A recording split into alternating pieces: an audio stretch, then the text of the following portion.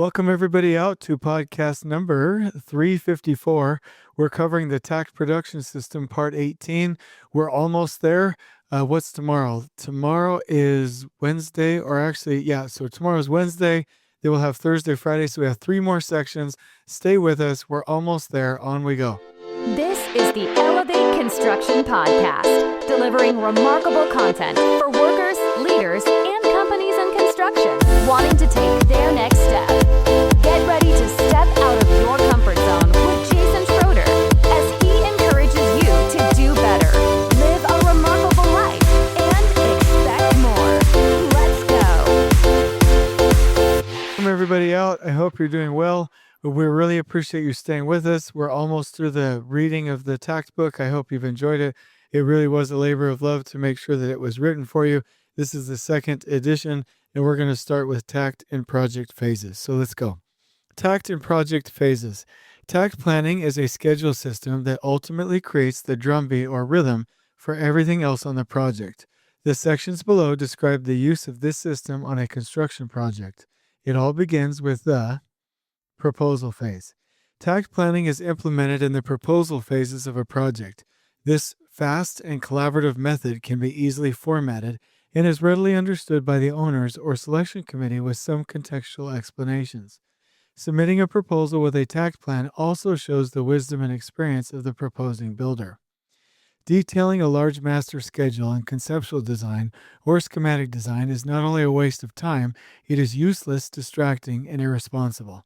It is not possible to detail a project with small activity durations or detailed logic without either the design or planning elements developed unless you use a system like Takt with historical production rates and a process analysis. A Takt plan is the best way. It will show, according to experience, the overall project approach of how general program spaces and building types can be built in the local region. It becomes a useful tool for collaborating directly with the owners, allowing them to advance their interests and agenda. Submitting a CPM schedule is like saying, "We had one person detail this plan without the input of the team and are now asking you to trust that this single person, without first consulting you, has been able to guess what you want perfectly." Conversely, submitting a Takt plan conveys, "Our team has sketched out, in the simplest and most engaging manner possible, what we feel it will take to build this project, and in this format we can quickly collaborate with you to better accomplish your needs. We were able to weigh in on this together as a team, and we're ready to win together by discussing this plan." Proposing with Takt plans is brilliant, and it gets even easier when it provides real-time feedback to designers in concept and schematic design. Takt planning and schematic design is fast, nimble, and real-time. When design is changing shapes, sizes, features, materials, and configurations, very few have the motivation or time to update a complex CPM network to provide any kind of useful data to the designers. In contrast, Takt is easy to use, and many designers and stakeholders can quickly learn how to use and adjust the Takt plan themselves. Most often, the majority of the team understands the Takt plan. Using Takt makes it easier for the designer and the CM at risk, design, build, or integrated partner to sit down and use their best knowledge to sketch out what new options and/or changes would do to affect the schedule. This is precisely why Takt is so effective at this stage of design. It is fast, practical, and relevant. In fact, it is a wonder how schedule updates can actually be real-time unless they are done using Takt planning. Additionally, we are saving the countless days it would take to continue redoing a CPM schedule. Therefore, your scheduling department or builders will have more capacity to delight while the owners in pre-construction. This means more time for constructability reviews, coordination, integration, design pull planning, design scrum, cost estimation, and target value design management as you head into design development. In the design development phase, the Takt plan should be paired with the logistics plan, Takt zone maps, and basis of schedule. Note the following list of activities that will typically take place as the most work-intensive part of the Takt plan development occurs. Finalize the project strategy. Identify constraints, building, owner, weather, sequence. Incorporate contract requirements, Division 1 specs, and other owner requirements into the plan. Identify flow, sequence, and breakout areas of the project. Perform a Takt analysis of major phases of the project: foundations, structure, exterior, interiors. Perform a day-to-day geographical analysis for needed areas, especially for basements or tight sites. Build your Takt plan. Perform an analysis on bottleneck activities. Consider using production rates from historical data. Schedule and supporting systems: dry in, air on, MEP, etc. Make procurement strategy. Add procurement to the schedule and begin procurement meetings weekly. Consider regional constraints such as weather, permitting, workforce capabilities, etc. Review plan with wider team to review safety and quality as a part of the schedule. Detail out MEP, startup, commissioning, balancing, life safety testing, and fire protection testing. Set up full planning sessions to map out detail at the right times. Get trade partner input and buy-in for the schedule when possible. Agree on milestones with a wider team and owner. Most of the plan is developed in this phase. It is best practice to at least begin full-scale efforts at 50% design development to prepare for the construction documents phase. In this phase, the builders and first planners are finalizing all aspects of the plan and ensuring all key parts of the plan are finalized. The common actions in this phase are to hold fresh eyes and risk meeting with the team, develop the roadblock removal system, establish baseline Takt plans with the owner, establish owner interface and management strategy. The key for this stage is to be ready for the fresh eyes, contract, and NTP so that it is included in the prime agreement as an exhibit in any subcontracts. This will allow the team as much leverage as possible when running the project. The Takt plan is one of your best referencing tools when managing a project. Cost, schedule, productivity, quality, and safety are all equal, but the plan and the schedule have to come first. The genius of Takt is that it can be viewed on a single sheet of paper and used as a tool to strategize as well as adjust strategy and tactics on a project. Here are some specific ways to run various phases of the project. Let's start with foundations and superstructure. The foundations and superstructure portion of the project lend themselves to an entirely Takt system approach, although the team can additionally use Last Planner. An entirely Takt system seems appropriate because this phase has a rather complex supply chain and the flow comes from geography or spatial considerations rather than production areas and time rhythm. The ability to move quickly through these phases in a flow depends on the ability of the project to access areas with equipment, supplies, materials, and workers. On the exterior, for example, the pace may be set by the speed of the crews and readily available space. In the foundations and superstructure phase, there is typically plenty of resources and a scarcity of space. So we recommend for you to show the overall phase in the project Takt plan with detailed look-ahead schedules and weekly work plans on a day-to-day Takt plan with the following format. Number 1, a day-to-day timescale. 2, do not use the left column for descriptions. Instead, descriptions are shown behind the highlighted cells showing activities. 3, weekends are not shown, which allows the activities to easily move left and right during planning. 4, post pictures of the sequence in per unique sequences. 5, show crew ties and other constraints with arrows to prove the system. If done in this format, the team can easily plan and visually follow a weekly work plan in the field. The key here is to optimize space so a day-to-day geographical analysis is always appropriate for this, especially for basements and postage stamp sites. A day-to-day geographical analysis or sequence analysis is defined as a process where the first planners sketch the logistics of the work daily to ensure a good flow. If the phase is 80 days, there will be 80 sketches. Day 1 may show drilling, spoils, location, and or equipment staging for track hose and trucks. Day 23 might show open footings, rebar staging, pump trucks, concrete truck staging, formwork, excavations, and more. Day 32 might show deck formwork staging and installation as slab on grade proceeds. The question is, does this all fit in the hole, the site, or the floor plate? With the format described above, each day or column can be reviewed to ensure there is no trade stacking in any area.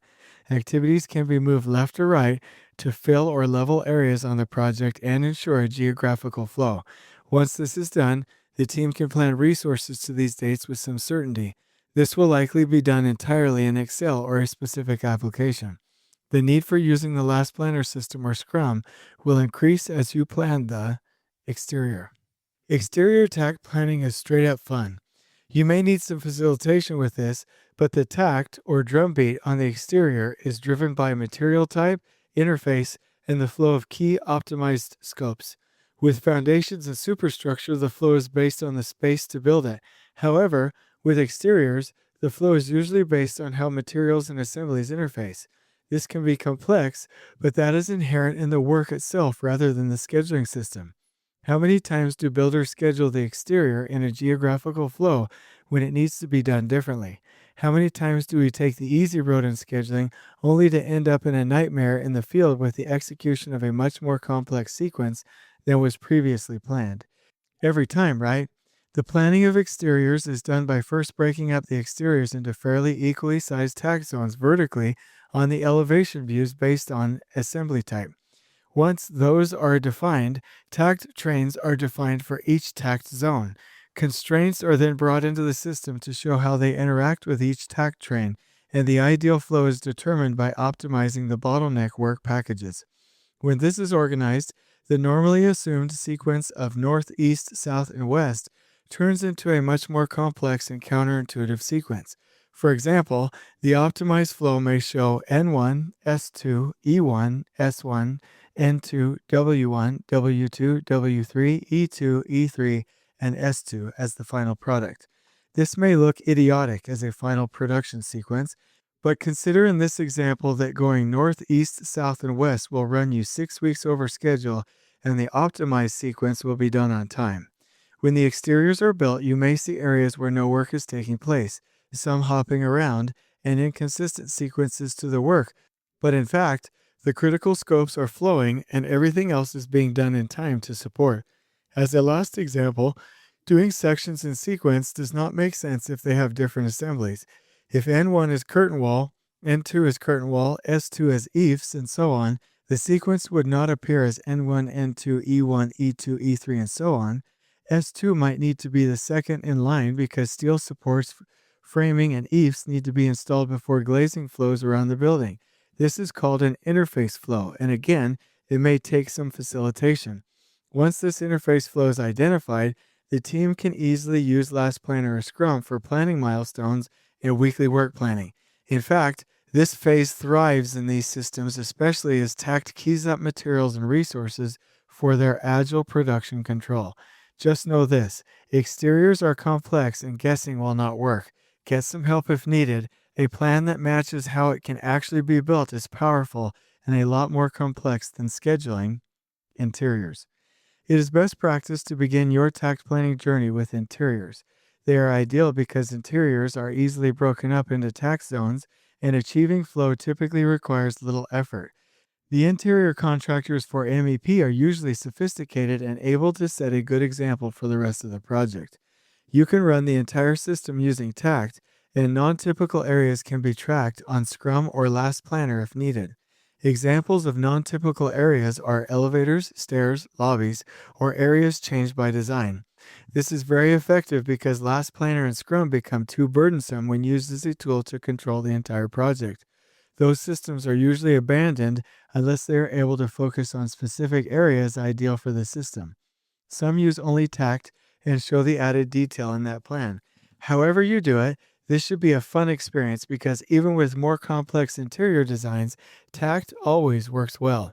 Note, the finish stage of the interiors may need to be shown in a daily format, or a format with a larger takt time may need multiple rows to show the many contractors in the areas at one time working together.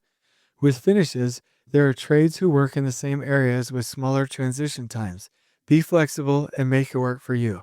Now that the fun part is done, it's time to finish strong and complete the plan with site work. If scheduling interiors was fun, scheduling the site work, utilities, and surrounding public improvements is interesting. It is scheduled much like the exterior with one major exception. The site will naturally follow the exterior and any constraints formed by it, not just the constraints within its own phase or systems. The tax zones are built to match the exterior.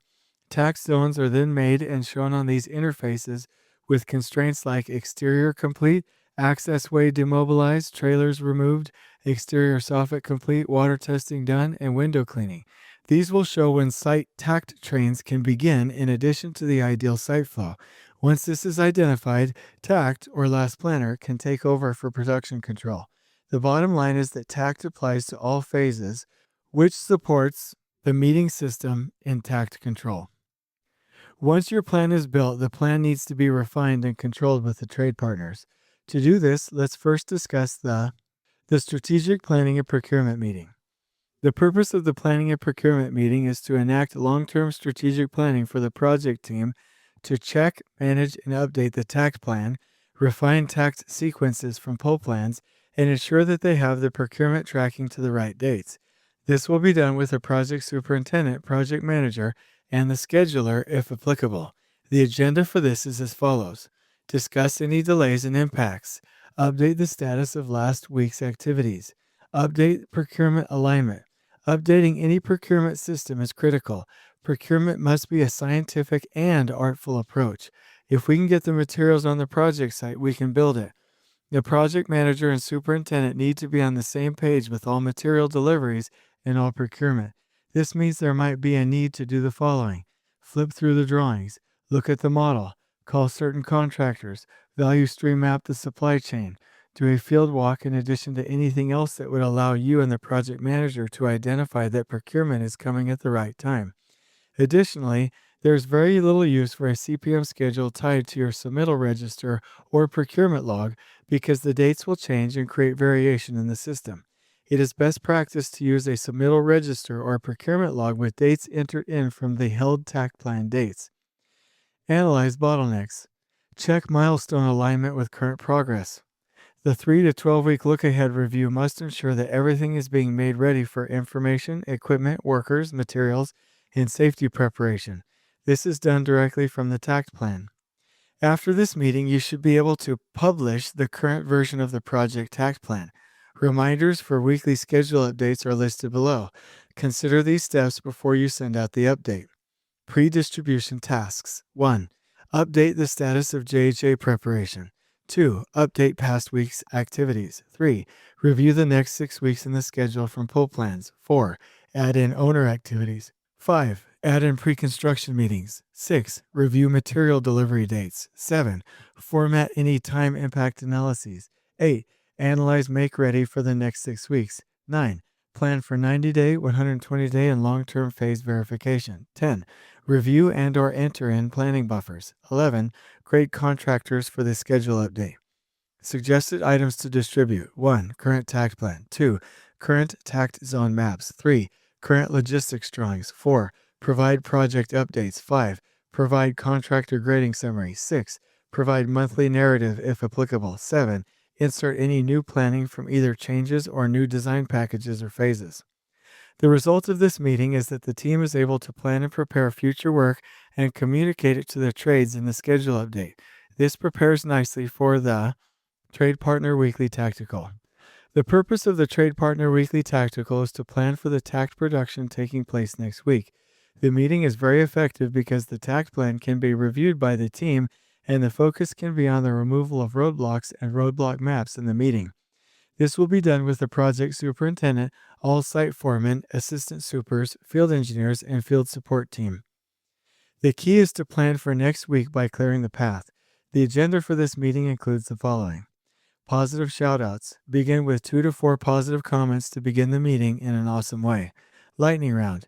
The lightning round is described in Patrick Lencioni's book Death by Meeting, a leadership fable about solving the most painful problem in business, and consists of a collection of bullet point agenda items obtained by going around the room and giving each person 30 seconds to make agenda additions for the meeting. The leader of the meeting then makes sure the most critical items are done within the allotted amount of time. General safety. Discuss safety as your number one value on the project site and within the team. Review Takt plan. Review the overall Takt plan to understand the progression of the project. Review last week's progress. Review current progress to ensure everything is on track. Review the roadblock maps. Review all areas where work is taking place next week and focus as a team on the removal of roadblocks. Review key milestones. Review the key milestones of the project that will get people thinking about roadblocks. Make sure that there's alignment in your meeting. If you choose to, you may include the creation of a weekly work plan or planning of a Scrum sprint in this meeting. If you do, the work steps from the work packages that are included in this week's Takt time can be easily selected and placed in the weekly work plan or sprint backlog. The trade foreman can then collaborate on the plan for the week. Review plus Delta. Reflect with the team on the good parts of the meeting and what should be done differently in the future to make for a more remarkable meeting. In this meeting, the last planner system, or Scrum, can either take over detailed planning or simply the planning needed for non-typical areas. This queues up information for the afternoon foreman huddle. The purpose of an afternoon foreman huddle is to plan the next day with all the last planners who are on site. Make sure that the path to success for the next day is 100% clear and represented visually for the entire project. This will be done with the project superintendent, site foreman, assistant superintendents, field engineers, and field support team members. The agenda is as follows: positive shoutouts, lightning round, review of roadblocks, how did we do yesterday and today, check the status of work as progressing throughout the week, discuss what winning looks like for today or tomorrow, review the weekly work plan, detail every portion of tomorrow's general plan for the foreman and superintendents. This should be communicated visually and represent an understanding of general items. What is the safety focus for tomorrow? Logistics. What is coming? When? Where will it go? It is key not to write anything on the board or allow any deliveries unless you know exactly where it will be staged. Inspections. Safety observations. Share what was found and whether the previous day's items are closed out. If items are not closed out, crews should fix these before going to work. Drive them to closure. Permits. Ask if anyone needs permits and then point them to the person location to get them immediately after the huddle. Weather. Address weather considerations and conditions for tomorrow. Review plus Delta. Departure. Leave with the information in one location. To implement a high level of production control, foremen should update their production status from that day and create their production plan for the next before leaving. Note: you will status the Takt plan as you go on a weekly or daily basis. You can do this in a number of ways. Check out the video in this QR code to learn more. Morning worker huddles. The purpose of the morning worker huddle is to create a social group with all workers on site and win them over to project standards and communicate the plan for the day, particularly the safety plan for the day. This will be done with the project superintendent, site foreman, assistant superintendents, field engineers, field support team members, and all workers on site. The agenda for this is as follows: give shoutouts, request feedback from workers, review the plan for the day in an abbreviated format, define safety focus for the day, review safety observations from the previous day's reflection walk, share what was found and ask if the previous day's items are closed out. If not, crews should fix these before going to work. Drive them to closure. Address any owner items. Reiterate the need for cleanliness and organization. Ask if anyone needs permits and then point them to the person location to get them immediately after the huddle. Review deliveries and strategy. Review training for the day. Address weather conditions for the day. Encourage crew preparation huddles. Reinforce the need for pretest plans. Crew preparation huddles. The purpose for the crew preparation huddle is to prepare the crew for the work. If the first planners prepare the Takt plan with the foreman or last planners prepare the commitments on a production level, then the workers carry out that plan and need to be prepared. The crew preparation huddle takes place right after the worker huddle on the floor, area, or building where that crew is working. This will be done with foreman for that crew and crew workers working with that foreman. This is an opportunity for the foreman to line out workers in a remarkable way to execute the work. Agenda: 15 to 25 minutes. Positive shoutouts, safety training topic, standard work step documentation review, share 2-second lean improvements from the day before, walk area of work and plan for safety, fill out pre-task plans, orient and sign, 5S your work area while foremen are filling out pre-task plans, sort, set in order, shine, sweep, standardize, sustain. Set up work area for success by eliminating the 8 wastes, particularly excess material inventory, wasted transport, wasted motion. Treasure hunts. Gather all tools and needed equipment to prevent treasure hunts.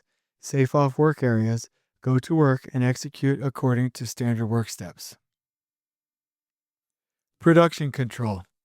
The meeting system is designed to scale communication from the first planners through to and past the last planners to the workers. No plan is well supported unless there is a system to get it all the way to the people installing the work. Really, Takt is the best first planner system, and the system used for last planners can be either Takt Control, Last Planner, or Scrum.